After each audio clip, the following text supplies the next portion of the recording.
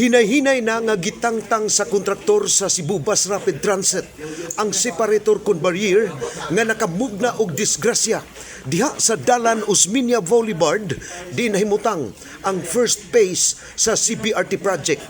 Kini human personal nga giinspeksyon ni Mayor Raymond Alvin Garcia ang lugar nga gireklamo sa mga motorista.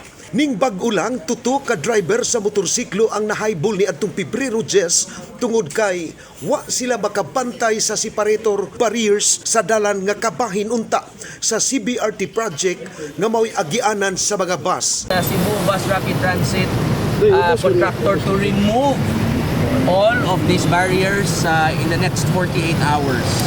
They will, according to them, they will start today. So, and then murag kuha naman nila ilan ning ipakita kaning nasulod dire is actually where the bus will pass, diba? So actually wala gyud private cars nga makasud dire, private vehicle makasud dire, puro ra gyud ni this is just for the bus lane. Gipasalig ni Mayor Garcia nga tangtangon gyud ang mga barriers karon samtang wala pa mag-operate ang CBRT.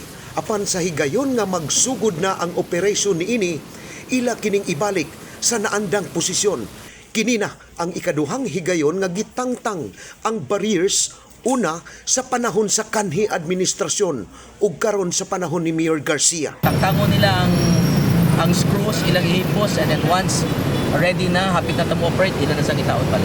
But when kahana Mayor ang hapit-hapit na mahuman? Wala pag may package 2 na pay package 3, pag may package 4. So I don't know when they will already start to utilize package 1. That's when they will already install it. Hangyo ni Mayor Garcia nga sa umaabot nga panahon sabton unta ang katuyuan sa barriers tungod kay kini ang magbuwag sa agianan sa mga pribadong sakyanan ug sa mga bus. Subay sa mga nahitabo diha sa Dan Osmeña Boulevard, nangayo og pasensya si Mayor Garcia ngadto sa publiko. Nangayo lang tagamay pasensya, no? You all know that this is a national government project. Of course, we are the beneficiaries and we are also trying to help and assist them in any way we can as a local government unit. Iba man ta kita beneficiaries ani.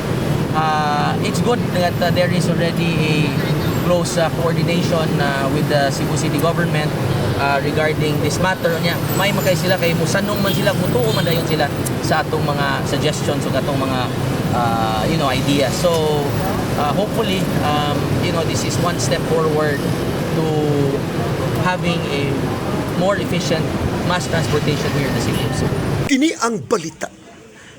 Reynato Pasaporte, Cebu City News.